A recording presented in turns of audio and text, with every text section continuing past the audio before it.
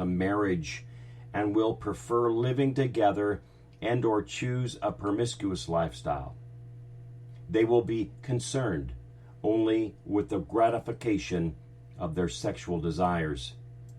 All these things will continue to tear at the very foundation of the family.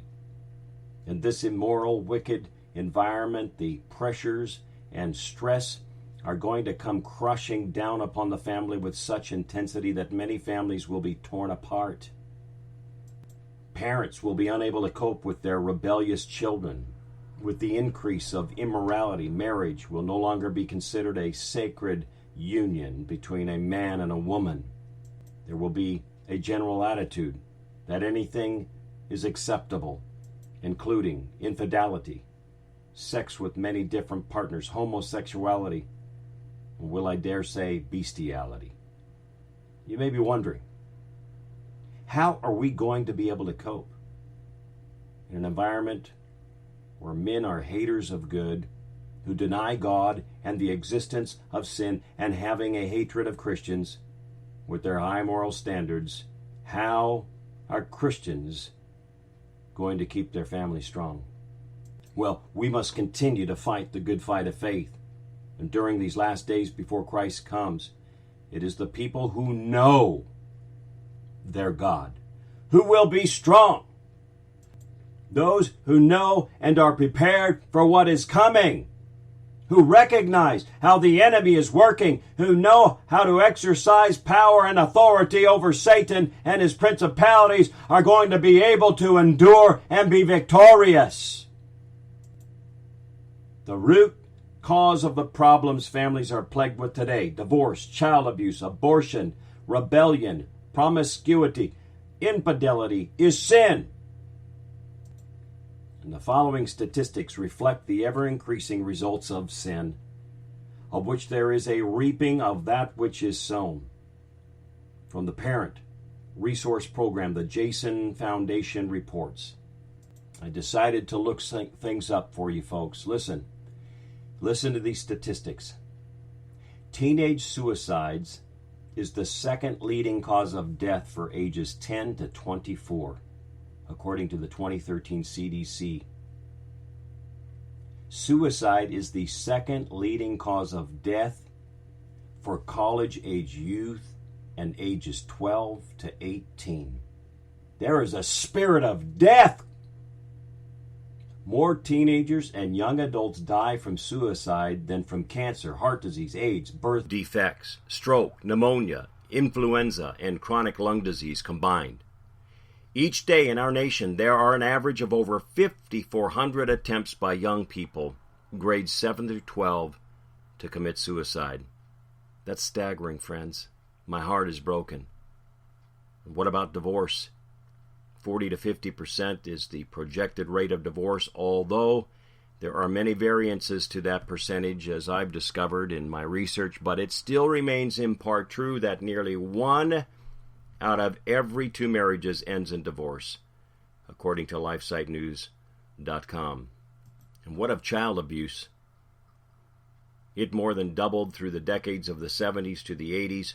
Today, according to the National Child Abuse and Neglect Data System, whose latest statistics are for 2005, an estimated 3.3 million referrals of child abuse or neglect were received by public social services or CPS agencies. And of these referrals, 899,000 children were confirmed to be victims of abuse or neglect. U.S. Department of Health and Human Services, 2007. That means about 12 out of every 1,000 children up to age 18 in the United States were found to be victims of maltreatment in 2005. There's been a general increase in the number of abuse and neglect substantiations from the late 90s to today. There are also various forms of child abuse, such as neglect, 62.8%, physical abuse, 16.6%, sexual abuse, 9.3%, emotional, psychological abuse, 7.1%, medical neglect even, 2.0%, other, 14.3%. That is what sin does, friends, as it grows and grows, deepening its wounds and making the road to destruction broad. These statistics can be found at the AmericanHumane.org website. Sexual promiscuity. Let's talk about this topic because it's huge today.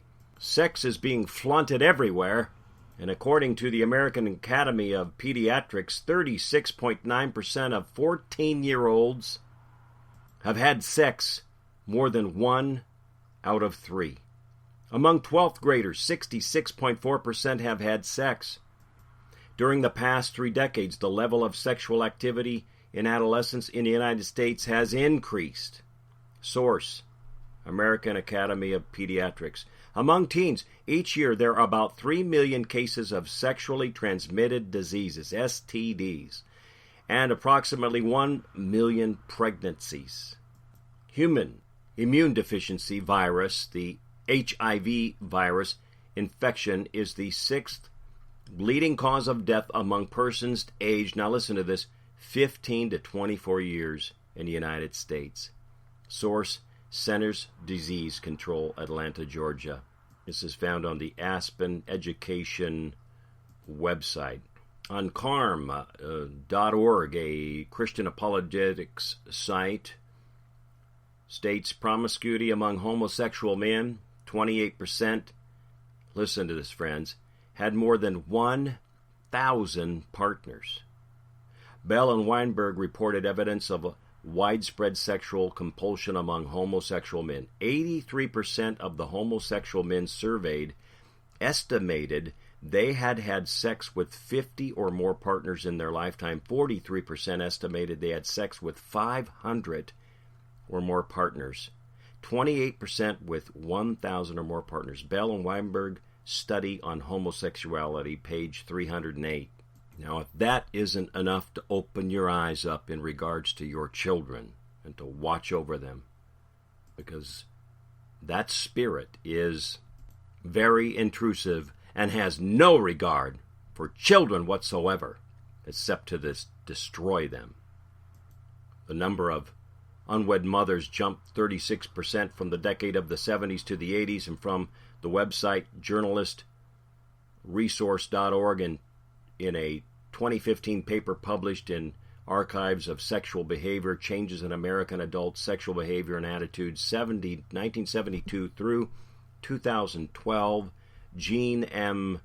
Twenge of San Diego State University, Ryan A. Sherman of Florida Atlantic University, and Brooke E. Wells of CUNY review the complex research literature on these questions and analyze data from the nationally representative General Social Survey, GSS, a research project that provides perhaps the most complete record of public opinion shifts in the United States on many issues.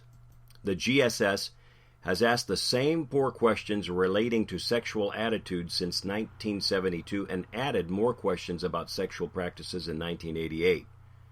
Well, the researchers note that the current research literature provides contradictory evidence on whether sexual attitudes and behaviors have grown more or less permissive in recent years.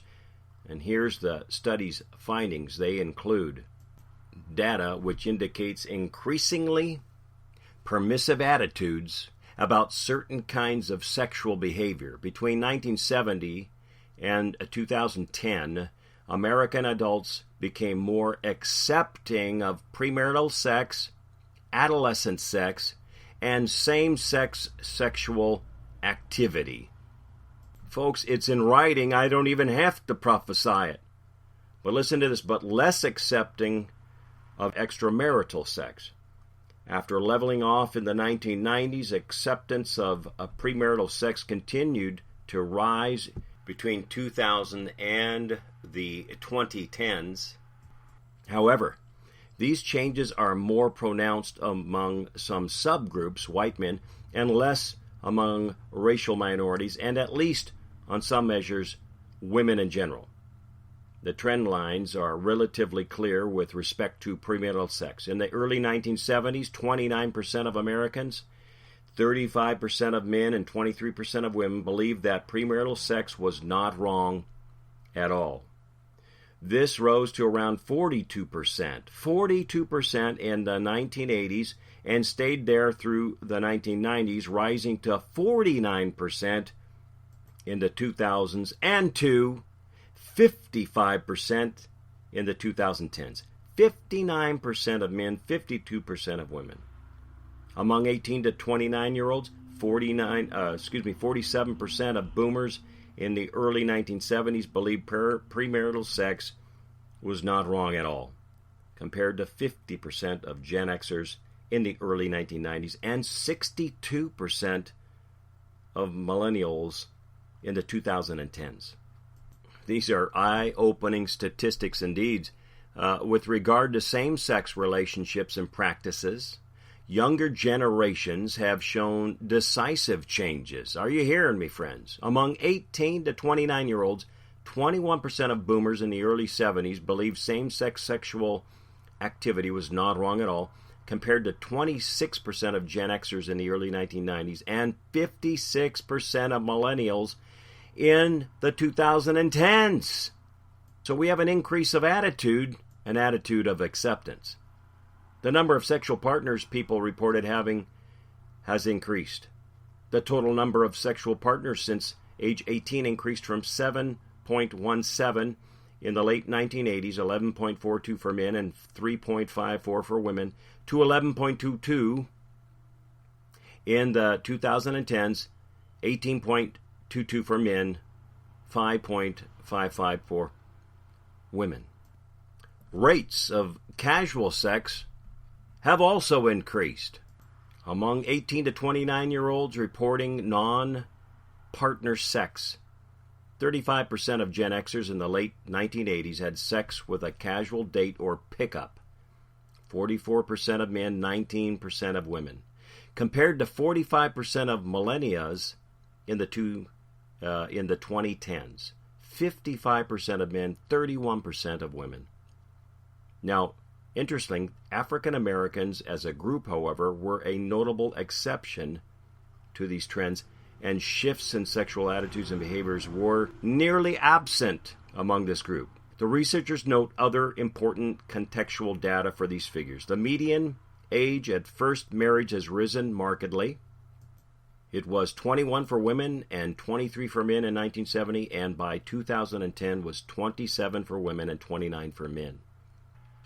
The marriage rate in the U.S. reached a 93-year low in 2014. Marriage is also increasingly disconnected from parenting.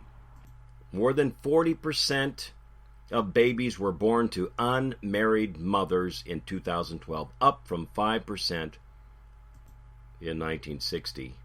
Overall, the results suggest that rising cultural individualism has produced an increasing rejection of traditional social rules, including those against non-marital sex, the researchers conclude. And what about drug abuse? It has reached epidemic proportions. The percentage of youngsters beginning marijuana use in the 9th grade or earlier almost doubled in the mid-80s. Today, according to the Substance Abuse and Mental Health Services Administration National Survey on Drug Use and Health, 23.5 million persons aged 12 or older needed treatment for an illicit drug or alcohol abuse problem in 2009. 9.3% of persons aged 12 or older. You pastors, take a good look at your congregation now with these statistics I'm giving you. Abortion. Since 1973, when the Supreme Court handed down its decision in Roe v. Wade, there's been well over 54 million abortions. The Guttmacher Institute has tracked roughly 49.3 million abortions through 2008. 21% of all U.S. pregnancies, excluding miscarriages, end in abortion, according to AGI. In 2012, unmarried women accounted for 85.3% of all abortions, according to the CDC. As sin multiplies upon the earth, friends, the crisis families are facing today